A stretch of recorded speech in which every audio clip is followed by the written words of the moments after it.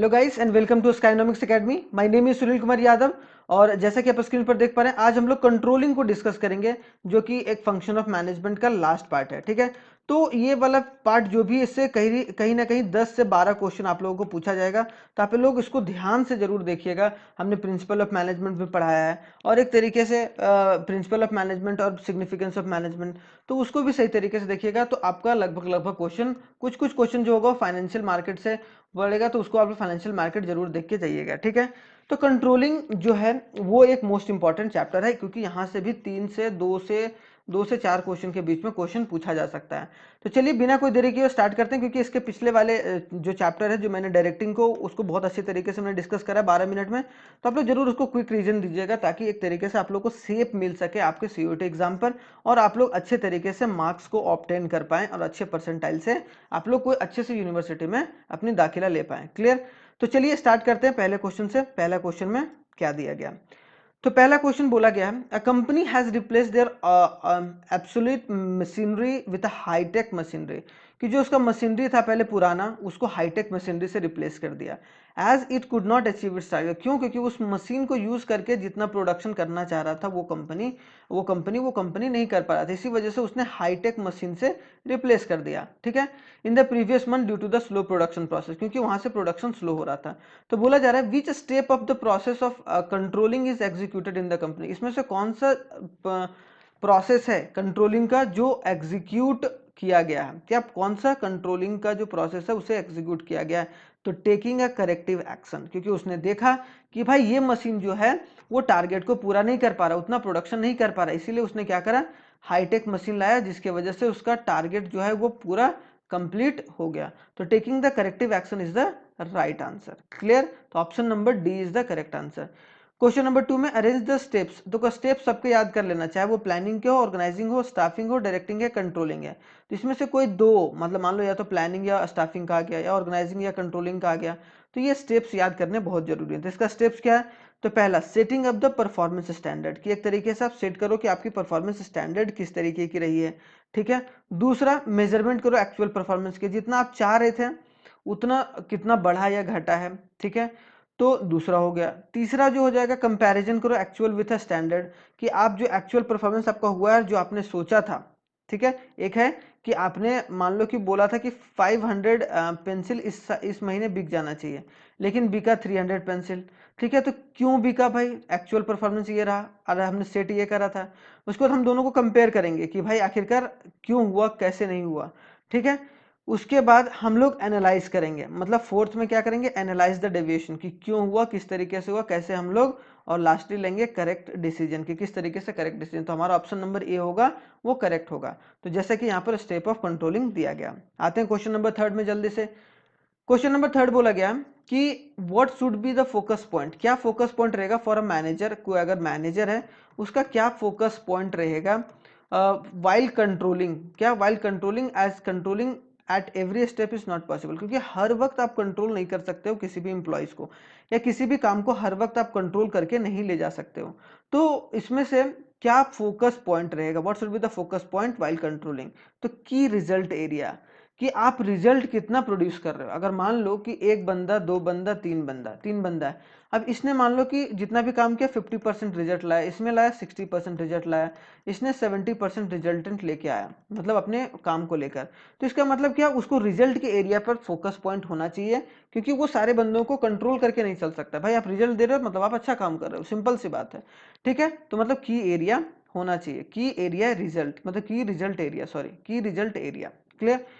Fourth question, identify the following which is not an important aspect of controlling function, कौन सा इसमें से controlling का इंपॉर्टेंट फंक्शन नहीं है? तो restrict the coordinate of an action, अगर आप कोई भी चीज को रेस्ट्रिक्ट कर रहे हो, खास करके कोऑर्डिनेशन को, तो वो एक तरीके से क्या, कंट्रोलिंग का फंक्शन नहीं है। आप to improve the employees motivation, अगर कुछ आप ऐसा कर रहे हो, कंट्रोल का ऐसा काम कर रहे हो जिससे मोटिवेशन मिले, तो वो ठीक है। एक्यूरेसी को जज कर रहे हो, वो भी ठीक है। ऑर्डर एंड डिसिप्लिन, तो वो भी ठीक है, मतलब they are the function of controlling, but it restrict the coordination, अगर लोगों को कोऑर्डिनेट करने से ही रेस्ट्रिक्ट कर रहा है, एक साथ साथ में मिलकर काम करने से ही वो रोक रहा है, तो इसका मतलब it is not a function of controlling.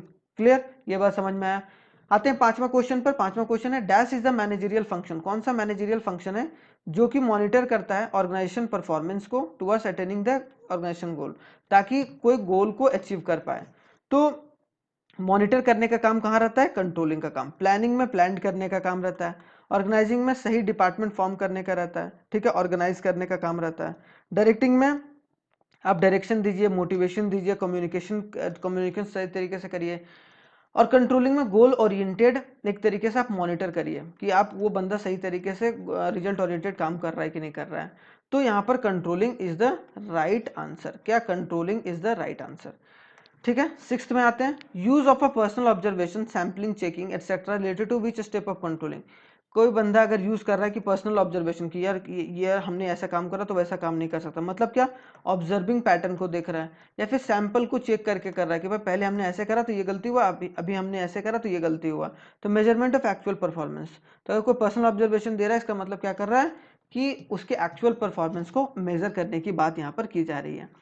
Seventh आता है controlling function is an organization. Controlling function of an organization is, controlling function क्या है ऑर्गेनाइजेशन के लिए? Both forward and backward looking, दोनों है। कंट्रोल आप पीछे देखते हो, बैक देखते हो कि आपने कितना अच्छा काम करा, और आप फॉरवर्ड भी देखते हो कि आप किस तरीके से और अच्छा काम कर सकते हैं। मतलब फॉरवर्ड और बैकवर्ड लुकिंग दोनों है ऑर्गेनाइजेशन, ठीक है, कंट्रोलिंग फंक्शन। ठीक है, 8 आते हैं क्वेश्चन।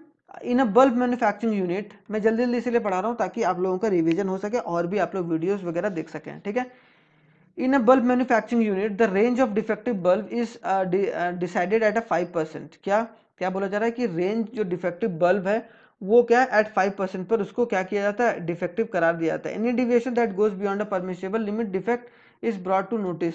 और जो भी 5% से अगर ज्यादा डिफेक्टिव निकल जाता है तो वो चीज आपको सुपरवाइजर को नोटिस कराना होगा। तो identify the concept of one of the function of management.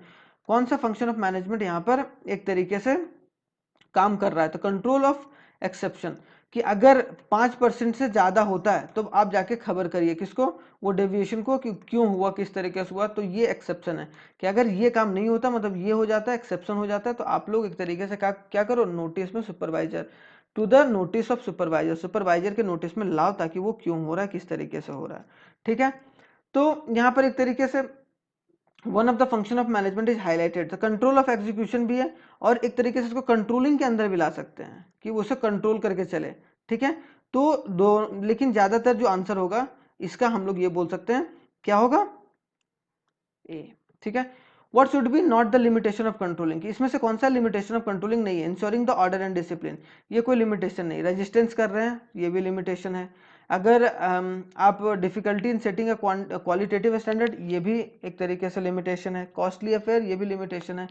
लेकिन अगर ऑर्डर और डिसिप्लिन जा रहा है तो वो कहीं ना कहीं लिमिटेशन नहीं है। ठीक है, तो ये 9th क्वेश्चन कंप्लीट हुआ।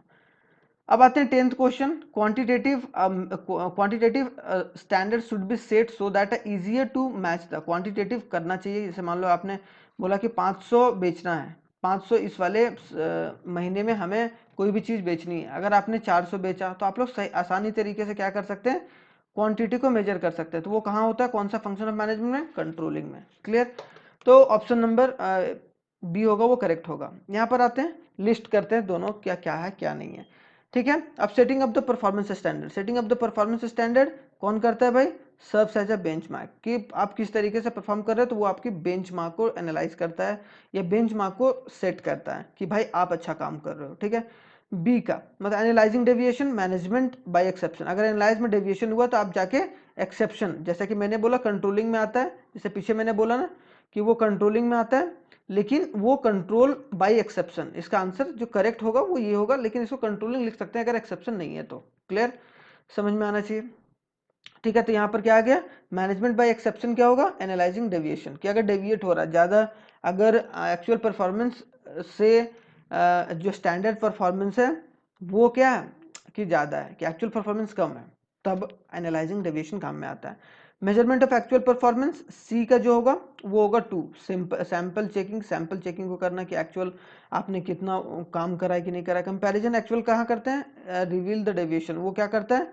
रिवील करता है डेविएशन को। तो डी का 3 हो जाएगा, तो ऑप्शन नंबर सी हमारा करेक्ट आंसर हो जाएगा। ठीक है, तो आई होप सो आपने बहुत अच्छे तरीके से इकोनॉमिक्स का पेपर दिया होगा, और आप लोग एक तरीके से ये बिजनेस स्टडीज़ का आप लोग दीजिए, और कमेंट करके कमेंट बॉक्स में जरूर बताइएगा एग्जाम आने के बाद कि आप लोगों का यहाँ से क्वेश्चन आया कि नहीं आया। ठीक है, आई होप सो आप लोगों का आएगा और बहुत शानदार तरीके से आएगा।